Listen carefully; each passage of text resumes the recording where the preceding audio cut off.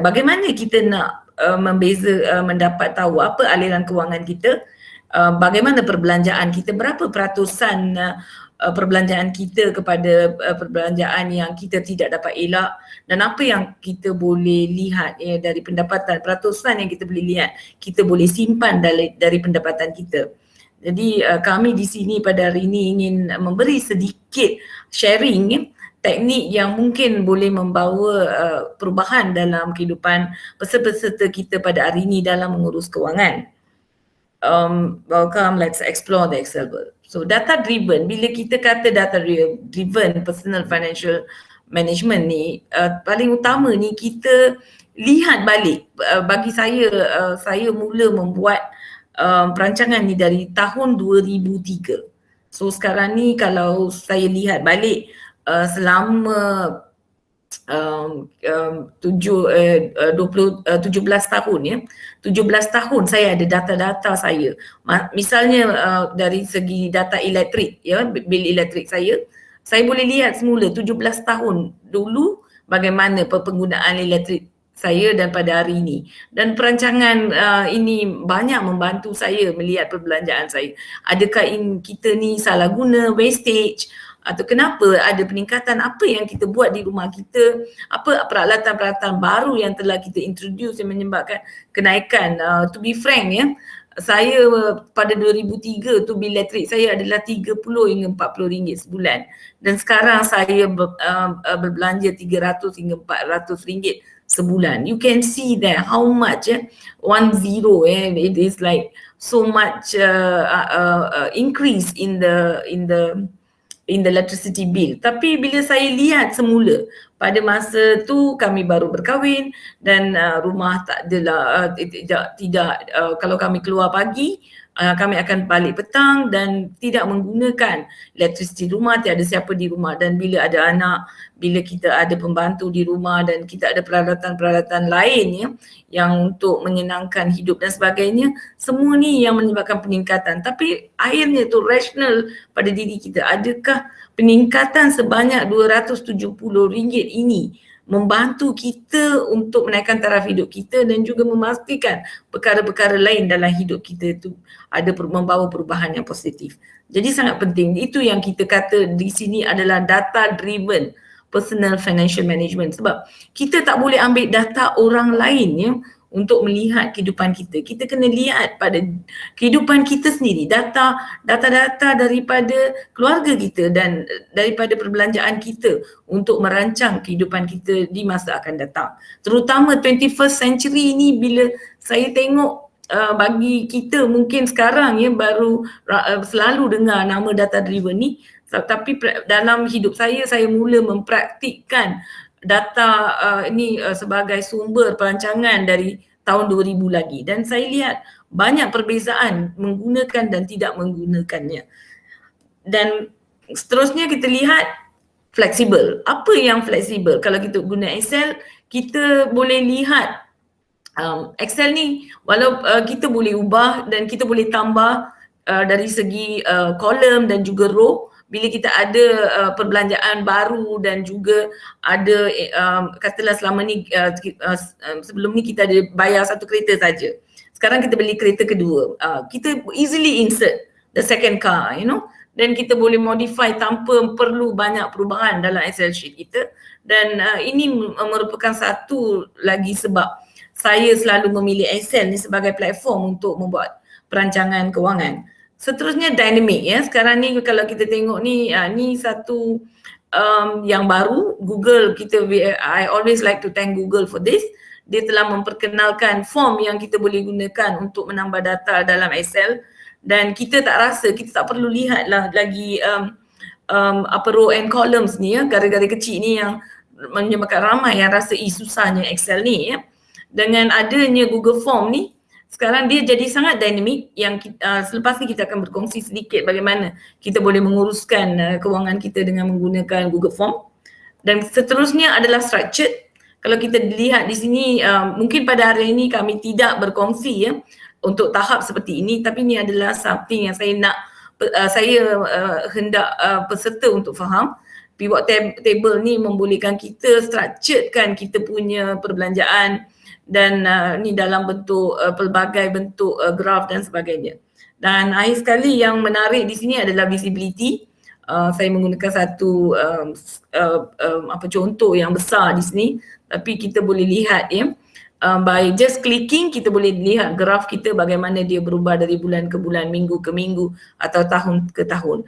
Jadi semua yang kita lihat dalam Excel ni seperti yang saya kata tadi, data driven, flexible, dynamic, structured and visible ni membolehkan kita membuat perancangan ni kewangan peribadi dan juga keluarga dengan lebih terancang dan juga lebih tepat. Yang tepat tu sangat penting sebab kita bila perancangan kita kurang tepat, itu yang menyebabkan selalu kita run into debt utang. Jadi perancangan yang near perfect ni sangat penting hampir tepat ni sangat penting dalam perancangan kewangan.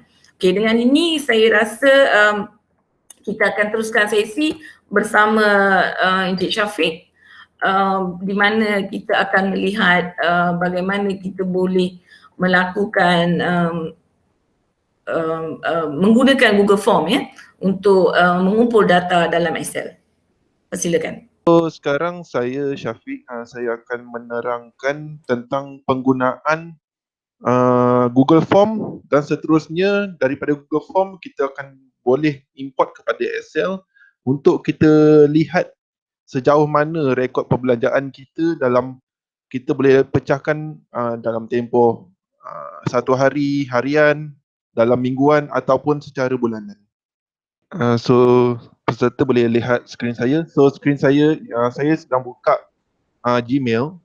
So bagi kebanyakan orang, saya pasti anda semua ada Gmail. So tapi yang anda tak pasti adalah anda tak tahu selain Gmail ni apakah yang anda ada selain Gmail. Application yang ada selain Gmail, yang bila anda register email anda akan dapat selain daripada Gmail, anda boleh dapat Google Drive, Google Excel, Google Sheet, Google Slide and so on lah. So dekat sini saya akan introduce satu application yang kita panggil Google Form.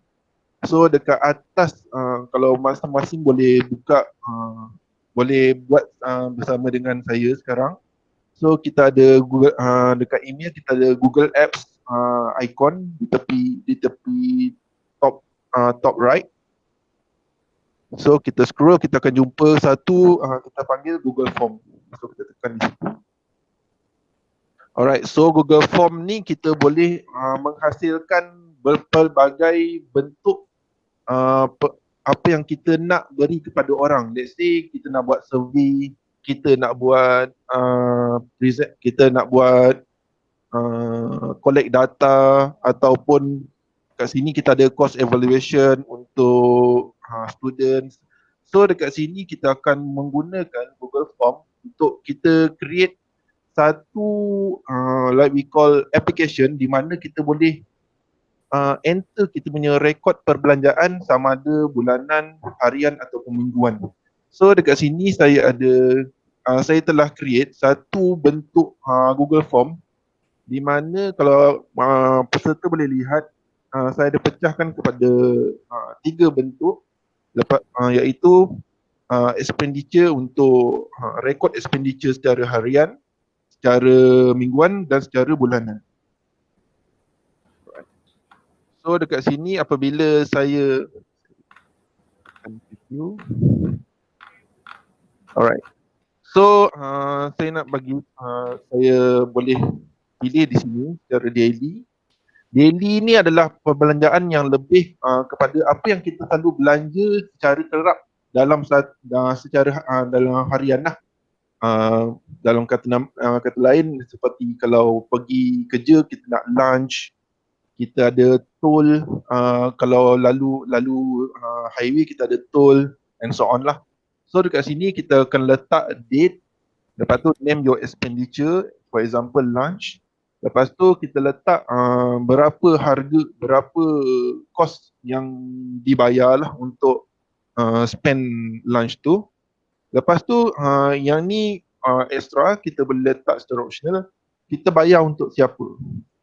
Kemungkinan kita bayar untuk diri kita ataupun kita bayar untuk pasangan atau untuk ahli keluarga and so on. Okay, itu untuk daily expenditure. So we move on. Ni saya tunjuk contoh dulu daily, weekly dengan monthly lah. Lepas ni saya akan ajar secara ringkas cara nak buat Google Form. Okay, so next kita pergi kepada weekly. Weekly ni benda yang kita selalu belanja untuk let's say 1 ataupun 2 hari dalam seminggu, tapi benda tu kita akan pakai untuk sepanjang minggu berkenaan. For example, kita akan belanja untuk grocery. So tak adalah ada orang dia pergi grocery seminggu sekali. Ada orang dia pergi grocery 2 minggu sekali. Ada so kat sini saya dah letak wet market. So dia pergi pasar basah lah, beli ikan, beli sayur, beli ayam, so on. Selalu benda ni orang bekerja dia akan pergi sama ada hari Sabtu ataupun hari Ahad lah. So maknanya once a week. So for grocery pun also the same. Lepas tu petrol purchase. Petrol purchase ada orang diisi 2 minggu sekali ataupun seminggu sekali, bergantung kepada penggunaan secara mingguan lah. Tapi tak adalah macam isi secara kerap macam sehari sekali isi petrol je kan. So mostly orang akan isi seminggu sekali. Alright. So family dinner amount. Lepas tu kita boleh letak ada expenditure amount. Let's say you ada buat something perbelanjaan yang lain-lain ke, you boleh letak di sini lah. Okay, so that's for weekly. And the last one is monthly. Monthly ni yang paling senang sebab dia berkaitan dengan apa yang kita belanja, apa yang kita perlu bayar, perlu keluarkan kos yang cover selama sebulan. Contoh paling senang, bill. Kat sini kita ada bill elektrik, bill air, bill phone, bill internet, bill Astro, Netflix. Lepas tu kita juga ada car loan payment. Lepas tu credit card. Lepas tu untuk yang ada anak, ada family, kita boleh letak child care. Lepas tu untuk child school cost, maknanya duit belanja. Then untuk sewa, what do you call it? Sewa van pergi sekolah dan balik kan. Lepas tu kita ada insurance amount, education untuk siapa yang ambil PTPTN, pinjaman yang berkaitan. Lepas tu kita ada macam savings amount. Dan kita ada expenditure amount. Benda ni benda yang common untuk pembelanjaan bulanan. Tapi kalau peserta ada macam benda lain yang perlu yang rasa nak ditambah, benda tu terpulang kepada para peserta lah. So sekarang saya akan introduce secara ringkas cara nak buat Google Form untuk buat My Personal Financial Planner. Okay, so tadi dekat Google Form ni kita boleh buka satu blank. Right. So kita boleh letak kat sini My Personal Financial Planner.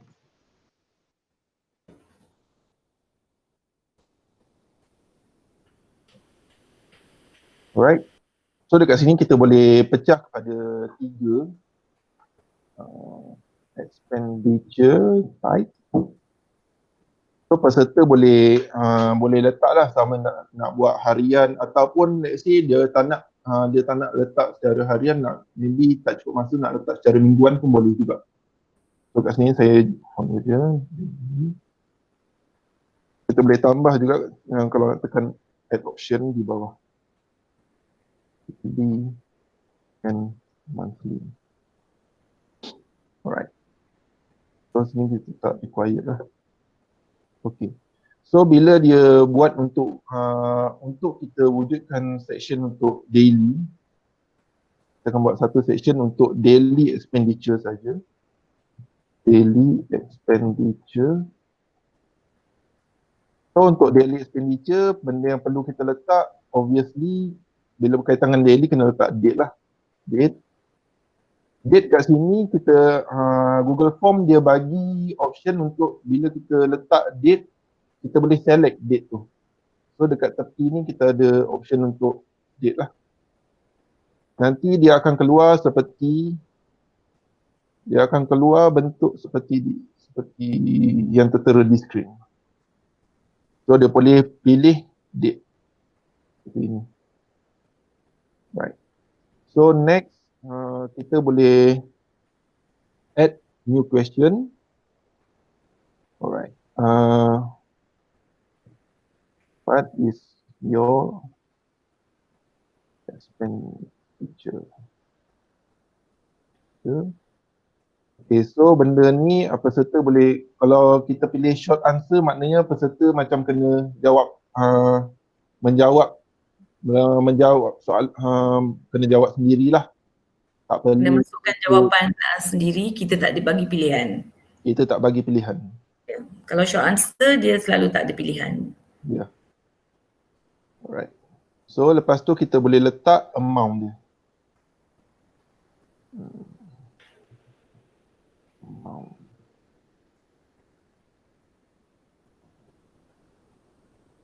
Okay, untuk dekat sini bagi memudahkan peserta untuk later kita generate Excel dan chart. Bila kita nak generate Excel dan chart, dia memerlukan hanya number.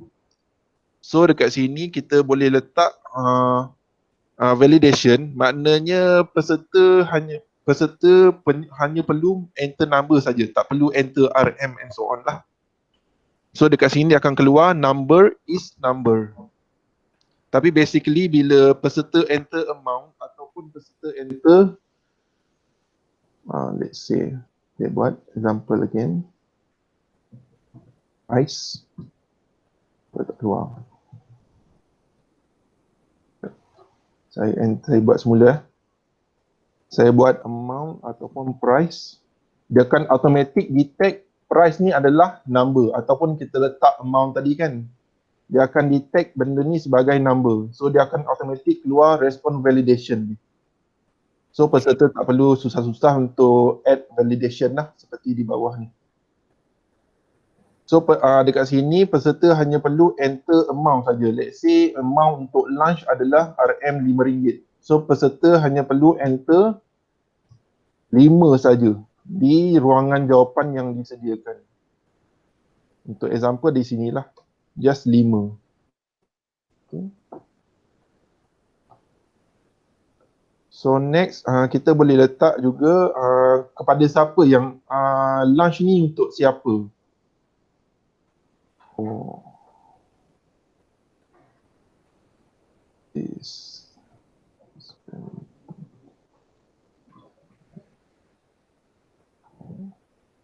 Kat sini kita boleh letak sama ada untuk diri sendiri, untuk pasangan, untuk family, untuk anak, children, ataupun untuk bagi adik yang masih ada ibu bapa, parents and so on lah. Kalau let's say benda jawapan tak ada dekat selection dekat sini, peserta boleh enter add others. Add others ni maknanya dia akan keluar, dia akan jadi macam ni lah. Okay, me, husband, wife, children, parents. Tapi dekat sini kita beli lunch ni untuk jiran. So jiran kita boleh letak dekat others. So let's say kita pilih others, then kita boleh letak jiran lah, something like that. Okay. So benda tu dia boleh accept je. Right. So this one is for daily. So next saya akan create add satu section untuk weekly expenditure.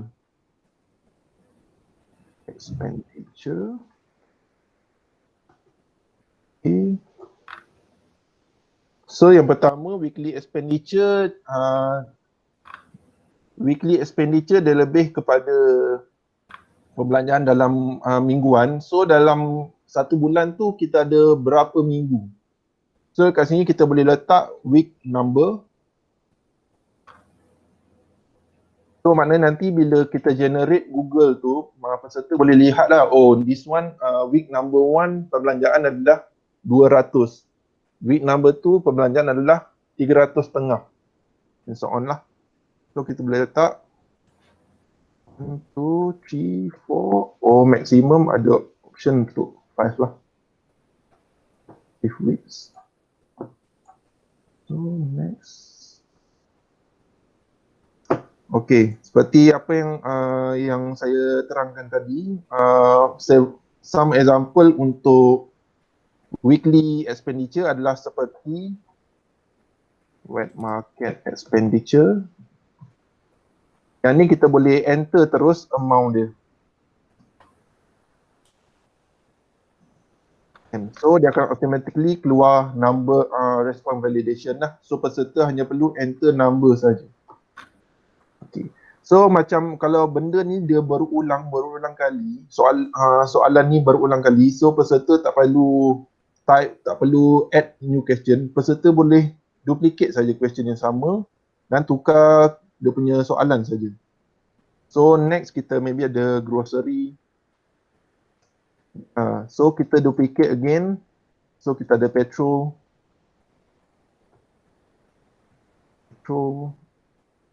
And others lah. So saya letak dekat sini, saya boleh letak last kali others. So kalau ada peserta yang dia selalu belanja secara mingguan dan secara rutin lah kita panggil, setiap minggu dia belanja sekian, benda tu peserta boleh add sendiri dalam Google Form ini. Expenditure amount. Kita boleh tunjuk dulu bagaimana kita boleh pergi dari satu setkan yang section tadi tu. Bila kita pergi pada weekly, macam mana kita set untuk pergi ke weekly saja? Okay, so dekat sini kita boleh set. Kalau tengok yang pada awal ni, kita ada 3 type untuk expenditure type: daily, weekly, monthly. Alright, dekat sini peserta boleh bila dia macam hari ni saya nak buat rekod untuk perbelanjaan secara mingguan saja. So maknanya bila kita tekan weekly, dia akan skip yang daily expenditure punya section, dia akan terus pergi kepada weekly expenditure. So dekat sini apa yang kita boleh buat adalah kita kena tekan 3, pergi dekat expenditure type di atas ni, kita tekan 3 titik option di bawah. Kita akan nampak option untuk go to section based on answer. So kita ada 2 section sekarang. Kita ada daily expenditure, kita ada weekly expenditure juga. So kita boleh set dekat sini. Bila dia pergi bila kita tekan daily, dia akan terus pergi kepada daily expenditure section. So kita boleh tekan di sini, kita boleh pilih untuk daily expenditure. Untuk weekly pun benda yang sama, kita boleh go to section 3, weekly expenditure. So bila kita preview, okay. So this is the form yang kita baru create sebentar tadi. Yang weekly, bila saya tekan daily, dia terus pergi daily expenditure. Alright. Tapi bila kita tekan weekly, dia terus pergi weekly expenditure. So kita tak perlu go kepada daily expenditure lah. Jika hari ni dia nak buat weekly expenditure, so dia akan pergi dekat weekly expenditure saja. Dan semua benda tu, sorry? Yeah, how to submit that section saja. Macam mana kita nak set untuk submit section itu sahaja? Okay. So kat sini saya bagi satu contoh. Okay, this is weekly expenditure. So sekarang kita dekat week number 4. So kita letak number 4. Saya letak wet market. Saya letak let's say 100. Saya letak grocery 100.5. Petrol saya letak 50. Others saya tak spend apa-apa untuk yang berkaitan untuk perbelanjaan mingguan. So saya letak 0. So saya tekan submit. Okay, so your response has been recorded. Untuk yang daily, bila buat daily expenditure, yang dekat bawah ni kita kena set supaya dia pergi submit form. Maknanya untuk setiap section, lepas dia jawab, dia kena terus submit form.